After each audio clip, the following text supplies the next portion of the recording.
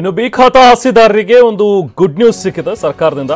ಅದೇನಂತ ಹೇಳಿದ್ರೆ, ಈಗ ಸರ್ಕಾರದಿಂದ ಬಿ ಖಾತಾ ಆಸ್ತಿದಾರರಿಗೆ ಕೊಟ್ಟಿರುವಂತಹ ಒಂದು ಗುಡ್ ನ್ಯೂಸ್. ಸೈಟ್ ನೋಂದಣಿ ಆಗದೆ ಪರದಾಡ್ತಾ ಇದ್ದಂಥವ್ರು ಖುಷಿ ಪಡಬಹುದು ಈಗ.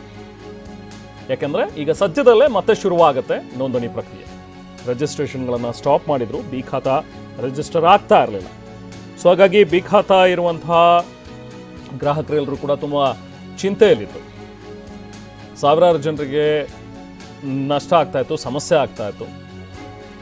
ಸದ್ಯಕ್ಕೀಗ ಜನರಿಗೆ ಸಂಕಷ್ಟ ತಪ್ಪಿದಂತಾಗಿದೆ. ಯಾಕಂದರೆ ಈಗ ಸರ್ಕಾರ ಮತ್ತೆ ಬಿ ಖಾತಾ ನೋಂದಣಿಯನ್ನು ಶುರು ಮಾಡ್ತಾ ಇದೆ.